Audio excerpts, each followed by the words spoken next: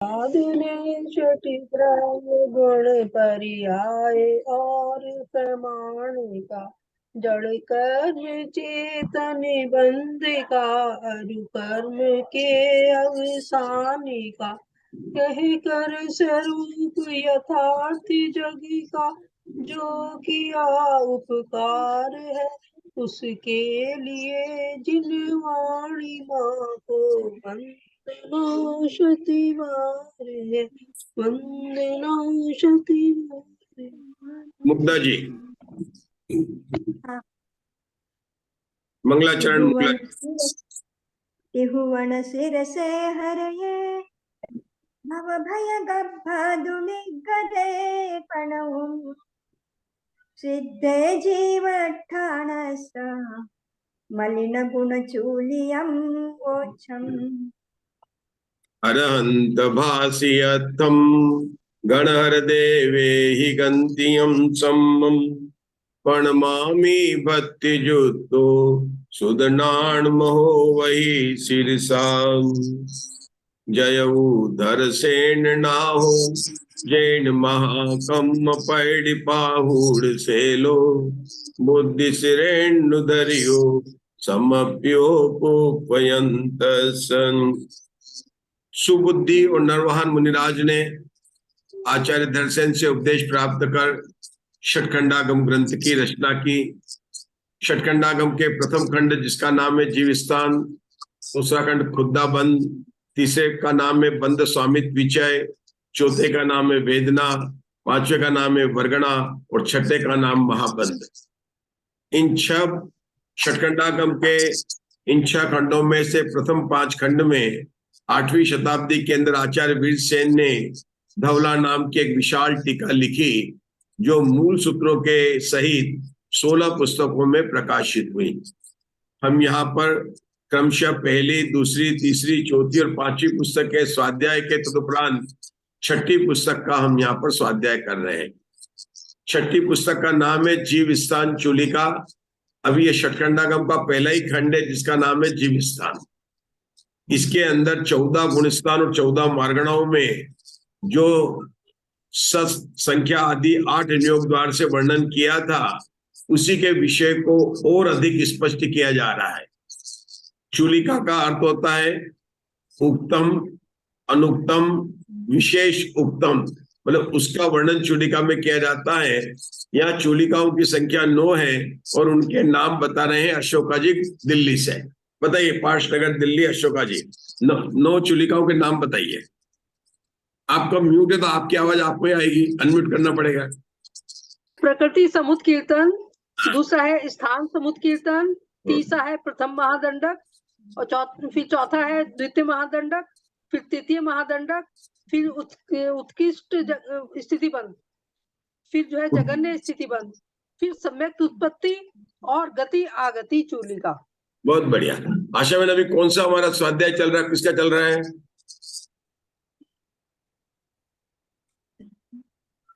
आप लोग हाँ बताइए,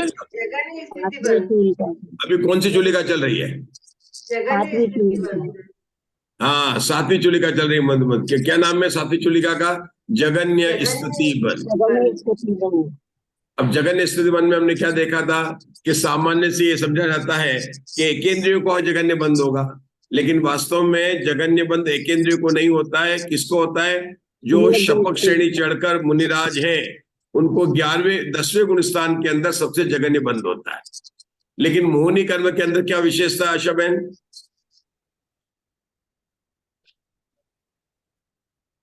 प्रीति जी ग्वालियर, प्रीति जी जितुनकर, उसका 9वें गुणस्थान में बंद होता है जगन्य बंध। ऐसे बीच में नहीं बोलना, हाथ उठा के देखो। हमारे उषा जी केकरा बोल रहे हैं। उषा जी केकरा बोलिए, बोलिए, आप बोलिए। मोहनी कर्म के में क्या स्थान तक बंद होता है? हाँ, मोहनी कर्म का बंद केवल 9वें गुणस्थान तक बंद होता है। 9वें गुणस्थान तक बंद होता है और बाकी कर्मों का प्रकृति का बंद 10वें गुणस्थान तक होता है। लेकिन ये जगन्य बंध है इन गुणस्थानों में होता है, एकेंद्रियों के नहीं होते। ये बात जरूर है कि अगर शपक श्रेणी को नहीं ग्रहण करे तो फिर पंचेंद्रिय की अपेक्षा से एकेंद्रियों में कम जगन्य बंध होगा, ऐसी यहाँ पर चर्चा चल रही है। जगन्य स्थिति बंध में अभी तक हमने क्या जाना मंजुला जी कि वेदनी कर्म का कितना जगह निबंध है, नाम और गोत्र का कितना जगह निबंध है, ये तत्वार्थ सूत्र के 8वें अध्याय में भी आया है। और यहाँ पर भी मूल सूत्र तो यहीं से लिए गए हैं। क्या आया है कि जगह वेदनी कर्म का जगह निबंध 12 अंतर्मुहूर्त है। नाम और बहुत बढ़िया। नाम कर्म और गोत्र कर्म का 8 अंतर्मुहूर्त है और बाकी के कर्मों का अब बाकी कितने कर्म बचे? 10 के 12 नहीं, बाकी कर्म कितने बचे? केवल 5 ही बचे। तो कर्म तो 8 ही होते हैं। हाँ, हमने बताया वेदनी का वेदनी और गोत्र बराबर ना, तो बाकी सबका कितना है? अंतर्मुहूर्त है। हाँ। अब हमने ये कल पढ़ा था कि 5 ज्ञानावर्णी आदि कर्मों की बात बताई थी, 15 की बताई थी। कौन कौन से थे? 5 ज्ञानावर्णी, 4 दर्शनावर्णी, 5 अंतराय और सूक्ष्म सांप्रा में लोक कषाय का बंध जो है ये होता है। और कितना होता है? ये अंतर्मुहूर्त होता है। फिर उसमें बात चल रही थी आबादा की बात चल रही थी। किसकी बात चल रही थी? आबादा और आबादा कांड की बात चल रही थी। थोड़ा विषय जो कल ये बताया था कि जिनकी आबादा अंतर्मुहूर्त होती है, जिन कर्मों की आबादा अंतर्मुहूर्त होती है, मतलब कौन होता है? जिनका बंध अंतर्मुहूर्त होता है, जगह निबंध, उनकी आबादा भी अंतर्मुहूर्त होती है। लेकिन अंतर्मुहूर्त के बहुत भेद हैं। तो उसके अंदर उन्होंने बताया था कि आबादा अलग अलग होगी और जहां पर संख्यात वर्ष का वहां पर आबादा भी संख्यात वर्ष की हो जाएगी। उसके लिए एक बार जो हमने पहले देखा था उसको थोड़ा रिवाइज कर लेते हैं। ये देखिए, आप लोगों को याद होगा पेज नंबर 150 पुस्तक नंबर 6, हमने वहां पर स्थिति बंद माना था 64 समय का, आबादा मानी थी 16 समय की। तो आबादा किसे कहते हैं? कि जितने काल तक बनने वाले कर्म उदय में नहीं आते हैं उसको कहते हैं आबादा। तो जब 64 समय है और आबादा 16 समय है तो आशा में निश्चय कितने बनेंगे? निश्चय की रचना कितनी होगी? 48।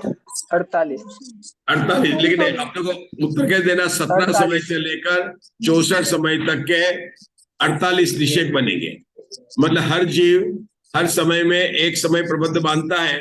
उस समय प्रबंध का हमें 64 समय की स्थिति हुई तो आबादा काल मतलब जितने काल तक बंधने के बाद में कर्म उदय में नहीं आते हैं उनको कहते हैं आबादा काल। उनको क्या कहते हैं? आबादा काल। और उसके बाद में उनके निषेक की रचना होती है। 17 समय से लेकर 48 समय तक उनकी निषेक की रचना होती है। तो 48 समय के निषेक बन गए। अब आशा में आबादा कांड कैसे निकाला था? बोलिए कि जो उत्कर्ष स्थिति 64 समय है उसमें आबादा 16 का भाग दिया तो 4 समय की आबादा कांडक आ गया। आबादा कांडक 4 समय, इसका क्या अर्थ हुआ? कौन बताएगा? राजेश भैया आप बताएंगे कि हमारे ममता जी दोषी बताएंगे पुणे से। ममता जी दोषी आप बताइए भाई। 4 आबादा है तो कहना क्या चाहते हैं कि 64 समय, 63 समय, 62 समय और 61 समय, 62-61 समय, इन 4 का बंध का आबादा 16 समय होगी। उसके बाद में नेक्स्ट 4 की 15 समय, इस प्रकार से आबादा भी घटती जाएगी। इसी को देखिए, आपके सामने मैं पुस्तक को यहाँ पर दे रहा हूं तो आप देखिए पेज नंबर सबको दिखाई पड़ रहा है। उदाहरण मान लो उत्कर्ष स्थिति बंध 64 समय है। उसके बाद उन्होंने बताया था, अपन पढ़ चुके हैं, इसको रिवाइज कर रहे हैं। हाँ, उत्कर्ष स्थिति आबादा 16 समय। अतः आबादा कांड कैसे निकाला? 64 में 16 का भाग दिया, 4 आ गया। अब बोलते हैं मान लो जगन स्थिति बंध 45 समय है। हमारी प्रवृत्ति जगन स्थिति बंध की चल रही है ना, तो उसी को बताएंगे। उत्कर्ष स्थिति बंध 64 है, मतलब 64 समय का। अतः स्थिति के में कितने? 64 से 45 तक होंगे, जिनकी रचना आबादा कांड के अनुसार इस प्रकार है। 64, 63, 62, 61, एक उत्कर्ष आबादा 16 समय, बाद में 60, 59, 58, 57 का एक समय कम मतलब 15 समय, फिर 14 समय, 13 समय, 12 समय, इस प्रकार से आबादा की भेद हो गए। अब आप लोगों को अंतिम लाइन देखना, 5 आबादा के भेद हुए, 1, 2, 3, 4 और 5। और एक एक आबादा कांड कितना? 4 का। तो 4 में 5 का गुणा किया तो आबादा के भेद हो गए 20 हो गए और विचार स्थान हो गए 19। विचार स्थान 19 क्योंकि बीच में पहला विचार स्थान कहाँ है? 64 से 63, 63 से 62, 62 से 61। तो एक विचार स्थान कम हो जाएगा। कुल स्थान है 20, लेकिन विचार स्थान कितने हो गए? 19। इन विचार स्थानों को उत्कर्ष स्थिति में घटाने से जगन स्थिति प्राप्त होती है। 64 है इसको 11 में घटाया तो आपको एक जगन स्थिति 45 आपको मिल जाएगी। मतलब 19 विचार स्थान को घटाएंगे 64 में से तो आपको जगन स्थिति मिल जाएगी। यही सूत्र अब यहाँ पर हमारे जो प्रकरण चल रहा है उसमें हर जगह लगा के बताया कि किस तरह से जगन स्थिति को घटाना है। अब आज हम यहाँ पर किरण जी भाई साहब सूत्र नंबर 5 से हमें स्वाध्याय को प्रारंभ करना है। आबा दुनिया कम्म ठिद्दी कम्म निषेगो, बोलिए पेज नंबर 184 जीवस्थान चूलिका षटखंडागम जीवस्थान का प्रथम खंड है, 184 पेज पर सूत्र नंबर 5 को पढ़ना है। बोलता पढ़ता हूँ। आबा दुनिया कम्म दिट्ठी कम्मणि सेगो। हाँ, और सुगम एकदम आचार्य कहते हैं कि इसका अर्थ हम नहीं करेंगे क्योंकि बहुत सरल है, फिर भी पढ़ लेते हैं अपन। पूर्वोक्त ज्ञानावरण आदि 15 कर्मों के अबाधाघात से 3 जघन्य कर्म सिद्धि प्रमाण उनका कर्म निषेध होता है। यह सूत्र सुगम है।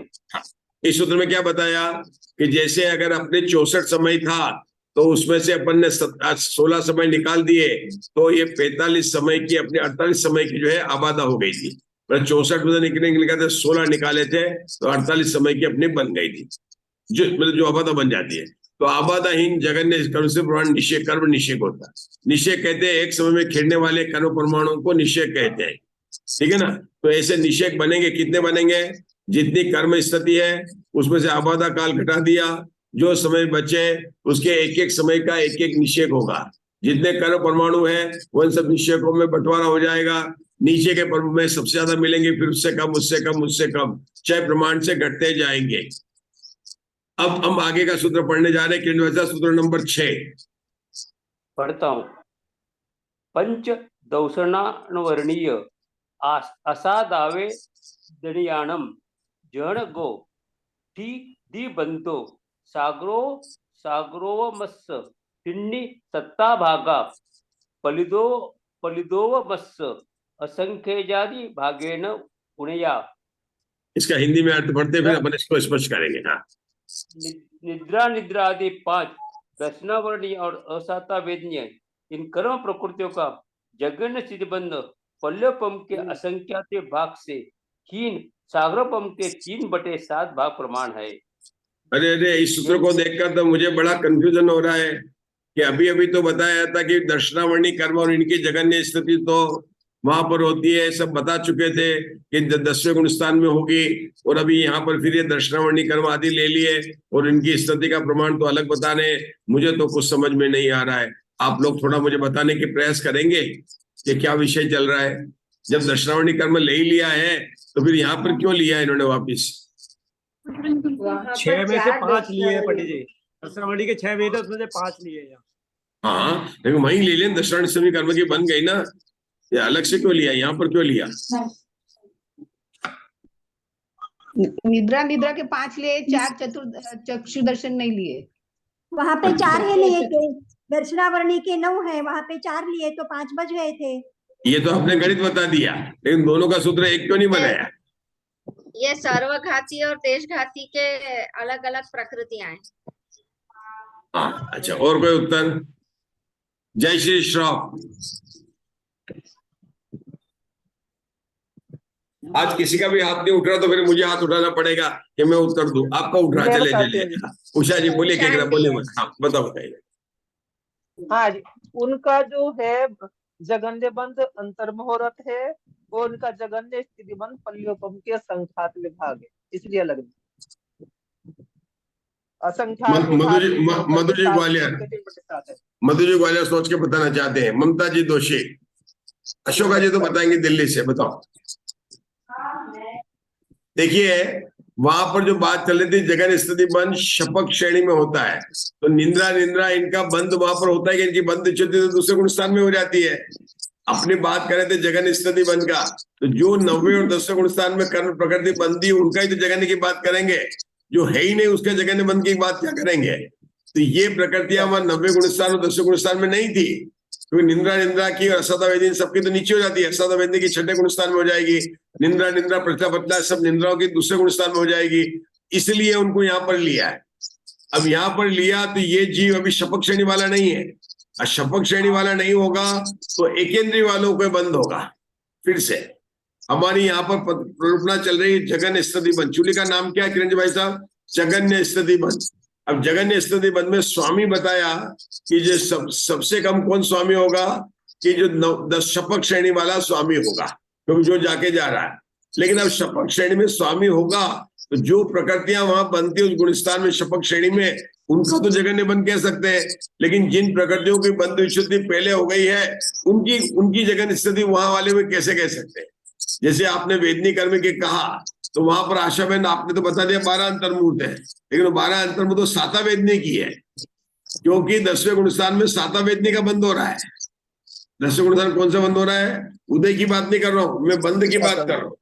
और असाता वेदनी का बंद 6ठे गुणस्थान तक ही है। असाता वेदनी कर्म का बंद 6ठे गुणस्थान तक है। तो जो नीचे के गुणस्थान में जिनकी विच्युति होती है और शपक श्रेणी में नहीं है, उनका एकेंद्रियों में घटाना पड़ेगा। एकेंद्र में तो एकेंद्र में कैसे घटाएंगे? त्रिराशि करके घटाएंगे।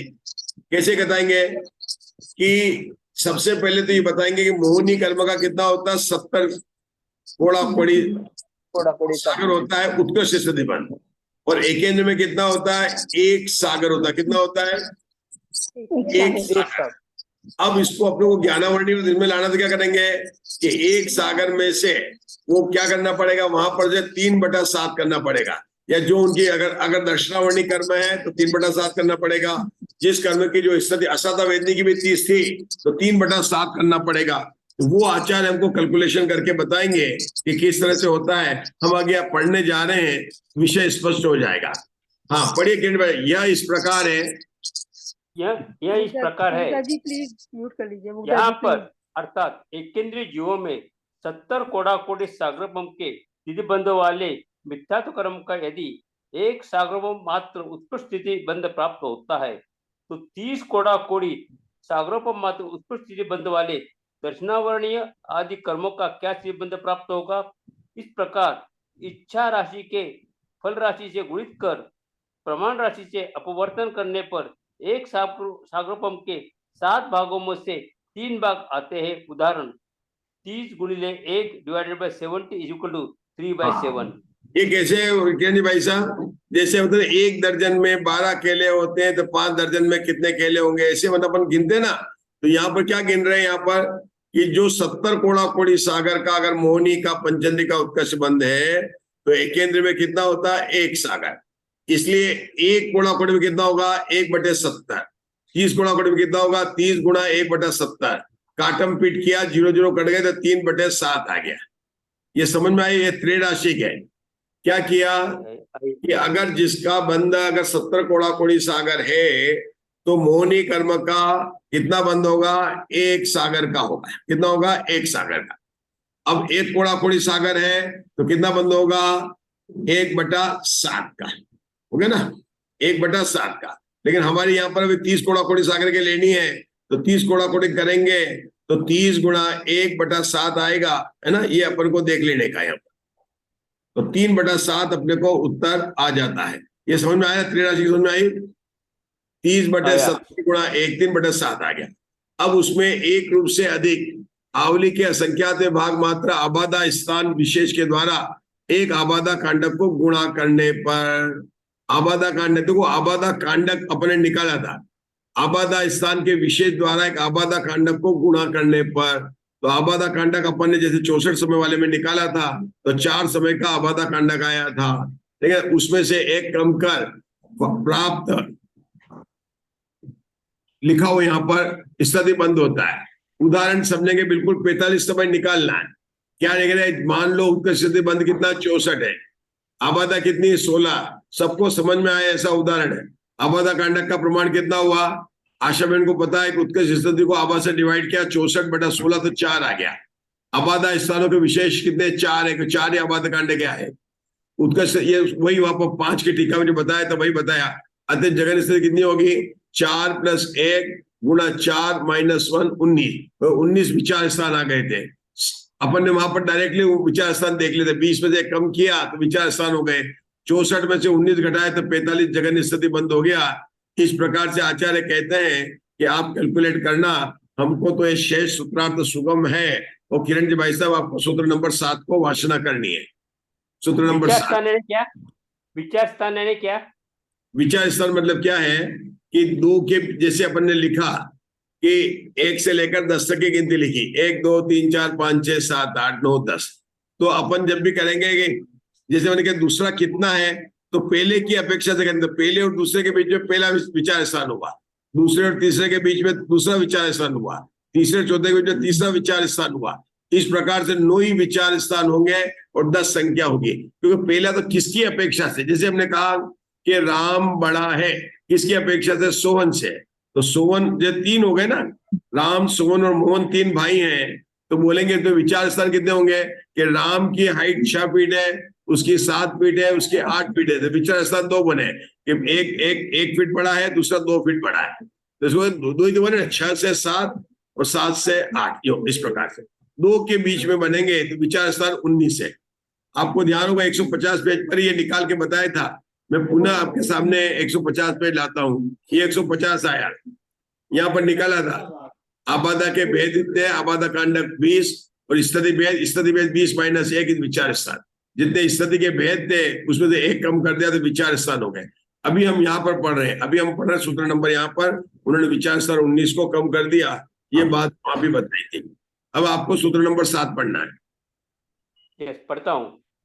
अंतोमुत्तम महाबाधा समाधान। पूर्व सूत्रोक्त निद्रा निद्रा आदि 6 कर्म प्रकृत्या जगन्य आबाद काल अंतर्मूर्त है। पूर्व सूत्रोक्त निद्रा निद्रा आदि 6 कर्म प्रकृतियों का जगन्य आबाद काल अंतर्मूर्त है। वह इस प्रकार है। एक आबादा कांड के द्वारा एक समय कम जगन स्थिति में भाग देने पर जो राशि लब्ध हो उसमें 1 जोड़ने पर जगन्य आबादा होती है। उदाहरण, मान लो जगन्य स्थिति इक्वल 45, आबादा कांडक 4, अतएव 45 - 8 / 4 + 1 = जगन्य आबादा काल।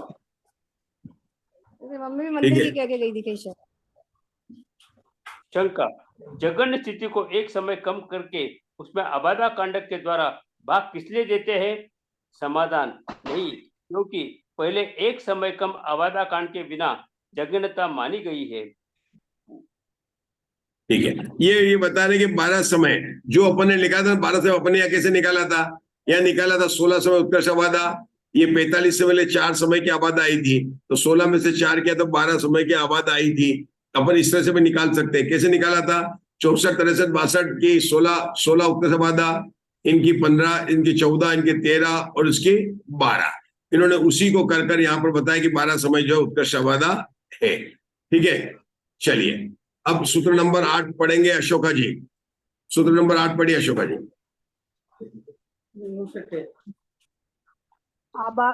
आबाधुन्य कमठिद्धि कमनिसेयो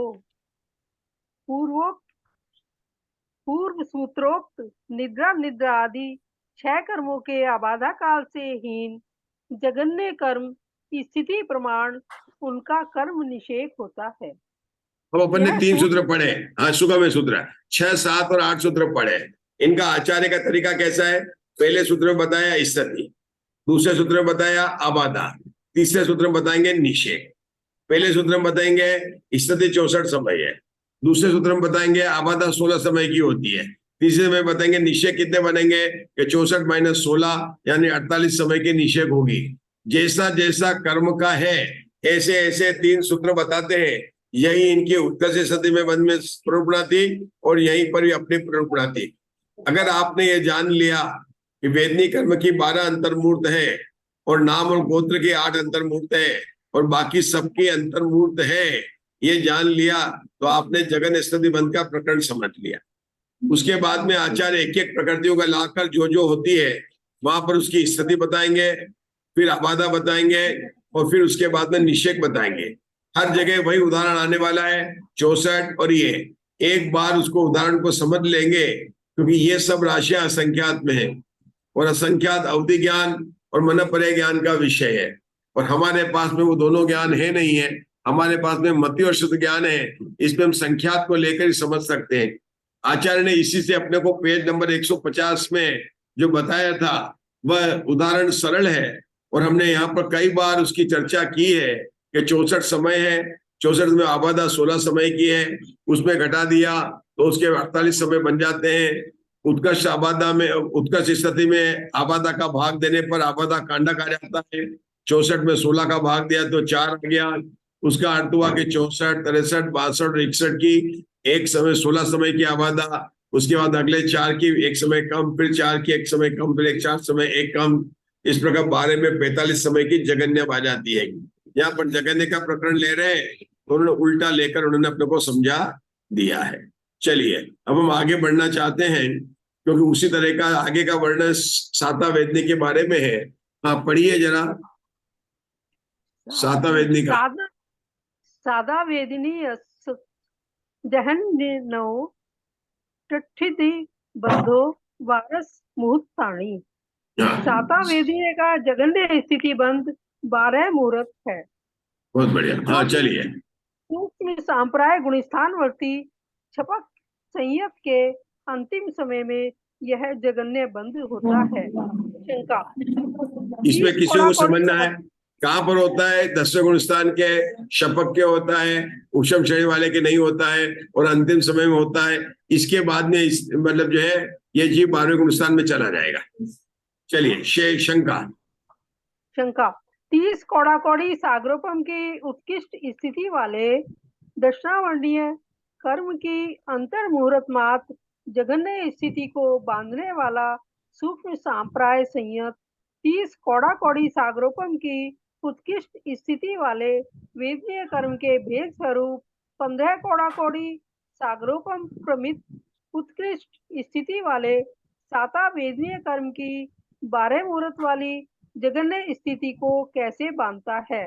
समाधान, मतलब वो पूछ रहा है कि वो जो उसकी स्थिति वो 15 कौड़ा कौड़ी सागर है तो उसकी जगन्य स्थिति कैसे बांधता है? तो आचार्य उसको बता, बोले उसको अभी जो है अंतर्मुख वाली बात जो है पता नहीं है, तो शंका करो, आचार्य समझाने जा रहे हैं। चलिए नहीं, क्योंकि दक्षिणावर्णीय कर्म की अपेक्षा शुभ प्रकृति रूप साता वेदनीय कर्म की विशुद्धि के द्वारा स्थिति बंध की अधिक अपवर्तना का अभाव है। अर्थात साता वेदनीय पुण्य प्रकृति है, अतएव विशुद्धि के द्वारा उसकी स्थिति का घात अधिक नहीं होता है, किंतु दक्षिणावर्णीय पाप प्रकृति है, अतएव विशुद्धि से उसकी स्थिति का अधिक घात होता है। हाँ देखा ना, ये बताया ना साता, उसने बोला उसकी तो दोनों अंतर। उसने क्या पूछा कि दक्षिणावर्णी कर्म और वेदनी कर्म दोनों की अपन ने पहले लिया था ना, 40 या 30 या 20 या वो घटाई थी, तो वेदनी कर्म को अपन ने दक्षिणावर्णी कर्म के साथ में ले लिया था। आपको याद होगा अपन ने कहा था ज्ञानावर्णी, दक्षिणावर्णी, वेदनी और अंतराय इनकी 30 कौड़ा कौड़ी सागर की स्थिति है, मतलब अपन साधारण से लिया था वहां पर। तो ये पूछता है कि जब दक्षिणावर्णी कर्म के तो आप बताते हैं तो ये साता वेदनी के 12 अंतर्मुख के इसकी भी अंतर्मुख लेना चाहिए। आपको प्रश्न समझ में आया? जब एक कर्म का नाम है वेदनी कर्म, दूसरे कर्म का नाम है दक्षिणावर्णी कर्म, जब हम उत्कर्ष स्थिति की बात कर रहे थे प्रीति जी, तो वहां पर बताया था कि दक्षिणावर्णी कर्म, साता, ये वेदनी कर्म, इन सबकी उत्कर्ष स्थिति बराबर बनाई थी। और वे बोलते हैं कि उनकी दक्षिणावर्णी कर्म की उत्कर्ष स्थिति जगन्य स्थिति आपने अंतर्मुख बना दी, तो उसकी भी अंतर्मुख बनाओ ना, तो दोनों एक साथ थे तो क्यों बताए?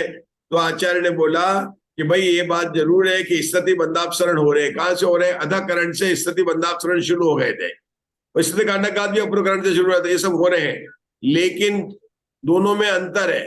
दक्षिणावर्णी कर्म पाप प्रकृति है, क्योंकि घातिया कर्म सारी पाप प्रकृतियां हैं। और तो कितनी सुंदर बात है, भगवान अनंत परमात्मा के शासन में कर्मों में कैसी कैसी विचित्र अवस्थाएं बन रही है, जिसका कि हम छद्मस्त ज्ञान भी नहीं कर सकते। किरण जी भाई साहब, ये सारी करणान योग के विषय तो बस सर्वज्ञता की महिमा दिला रही है हमको कि भाई सर्वज्ञ भगवान ने अपने ज्ञान में क्या क्या जाना। देखो हम तो होते तो साधारण मान लेते, लेकिन शंकाकार प्रश्न पूछ रहा है कि दक्षिणावर्णी कर्म की जब उत्कर्ष स्थिति 30 कौड़ा कौड़ी सागर और जगन्य अंतर्मूर्त है, तो वेदनी कर्म की जब आपने बताई थी उसी के ग्रुप में था, तो उसकी अंतर्मूर्त क्यों नहीं? आप 12 अंतर्मूर्त क्यों बोल रहे हो? तो आचार्य श्री बोलते हैं कि भाई वेदनी में हम यहाँ साता वेदनी की बात कर रहे हैं। साता वेदनी जो है साता वेदनी कौन सा प्रकृति है? प्रशस्त प्रकृतियां है। और वो कौन सी? पाप प्रकृतियां। जब जीव शुभ भाव करता है, शपथ क्षण में शुभ भाव करता है, तो अप्रशस्त प्रकृतियों का अनुभाग भी ज्यादा घटता है और उनका स्थिति घात भी ज्यादा हो जाता है, अंतर्मुख हो जाता है। लेकिन प्रशस्त प्रकृतियों का अनुभाग घात इतना नहीं होता है। ऐसी सुंदर चर्चा आचार्य ने यहाँ पर समाधान प्राप्त किया है। हमारे यहाँ पर जूम टीवी का जो लॉगिन का समय है वह समाप्त हो गया है। हम भगवान महावीर की जय बोलकर पुनः लॉगिन करेंगे। बोलो भगवान महावीर की जय जय जय।